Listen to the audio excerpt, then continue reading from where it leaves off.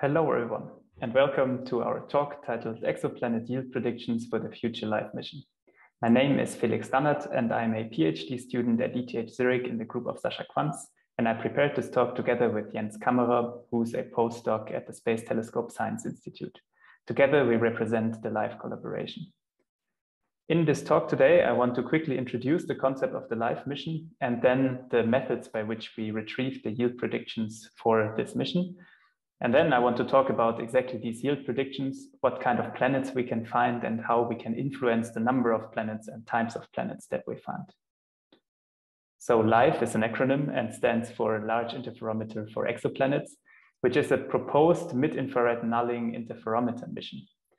The science goal of this mission is first to constrain the diversity of terrestrial exoplanets and their atmospheres, then to assess the habitability of rocky planets in the habitable zone, and lastly, to search for biomarkers in planetary atmospheres.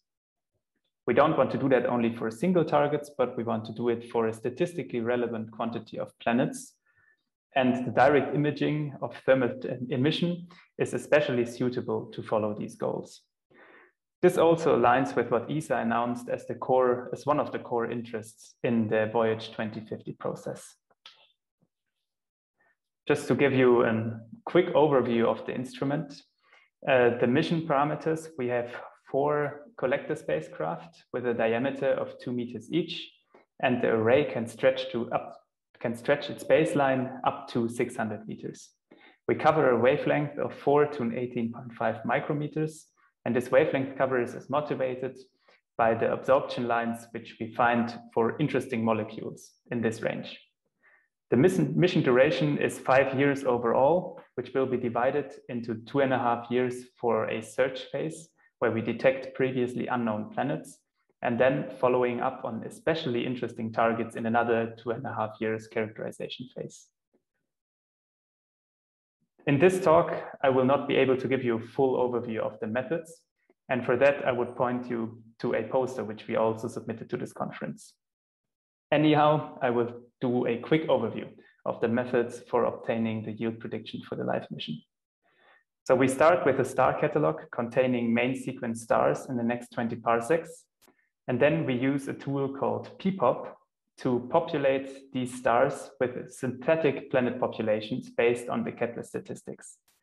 We don't only do that once, but we create 500 of these synthetic universes in order to marginalize over different system configurations which we can find.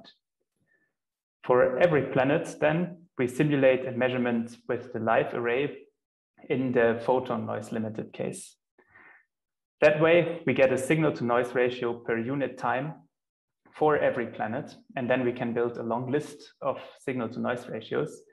And using this long list, we distribute our 2.5 years observing time onto the different systems, and then get a long list of detections and non-detections by which we can extract the yield.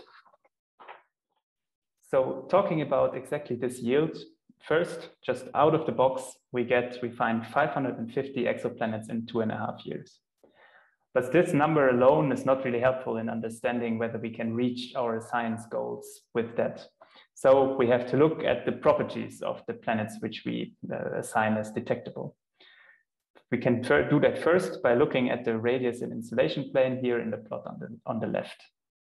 There you can see in the blue heat map the number of detectable planets in each bin, and the position of the Earth is denoted by the yellow star.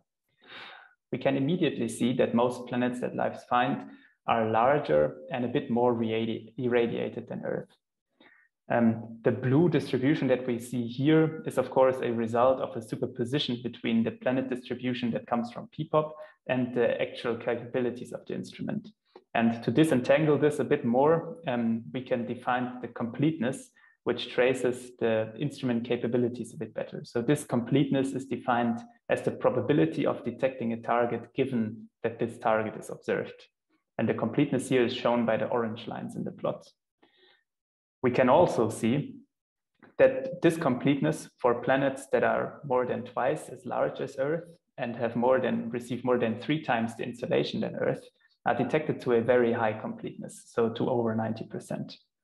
And what we can also see, looking again at the star here, is that we find a bit less than half of all Earth-like observed planets.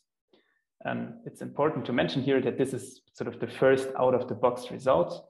And since we're especially interested in this Earth-like regime, we will improve on this number, which I will show on the next few slides.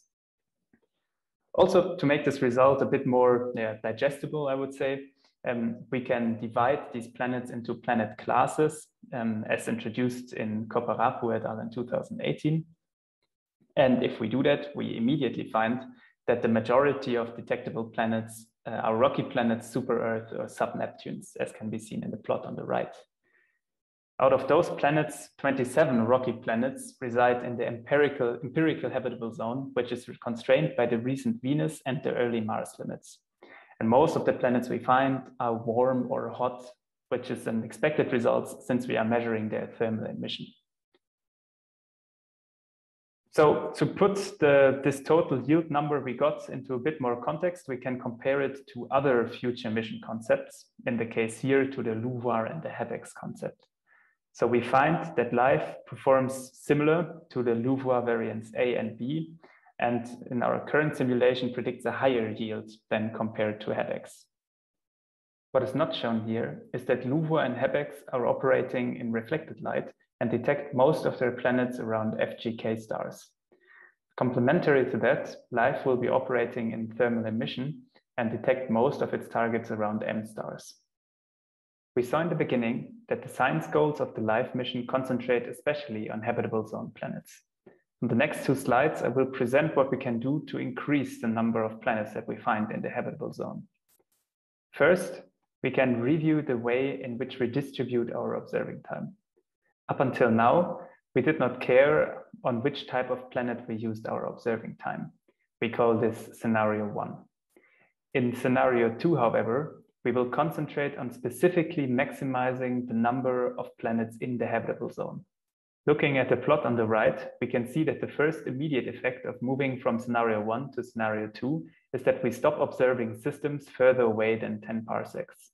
This indicates that if we want to optimize the number of rocky planets we find in the habitable zone, we will likely need to limit our search radius to 10 parsecs. Again, comparing this scenario 1 and 2 now here on the left plot and the middle plot with the yield that we find, we can see that moving to scenario 2 will increase the number of rocky planets which we find in the empirical habitable zone, while at the same time reducing the overall total yield. The second way in which we can influence the number of planets we get is by changing instrument parameters. For example, here, the mirror diameter. In the plot on the right, we have now increased the mirror diameter to 3.5 meters per mirror. And this almost, or this more than quadruples the number of rocky planets that we find in the habitable zone. So from this, we can say that a key driver for the mirror size will be the yield of planets in the habitable zone.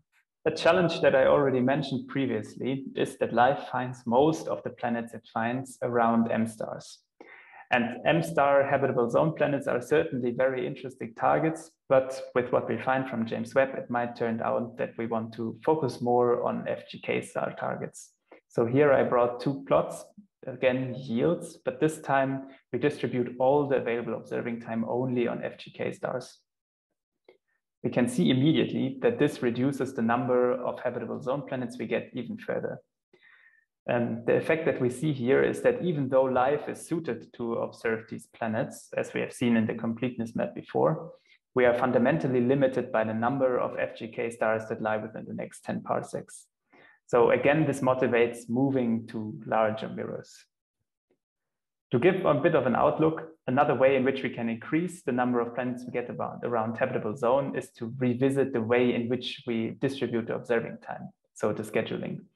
For example, here I show on the right a preliminary result showing that multiple visits can increase the number of detected planets by up to 20%, which is an upper bound. Also, in future simulations, we want to account for errors in the underlying planet statistics, and we want to run yield simulations that specifically focus on habitable planets around sun-like stars. So with that, I want to thank you for watching my video, and I would be more than happy to discuss any questions you might have in the session or in the Slack.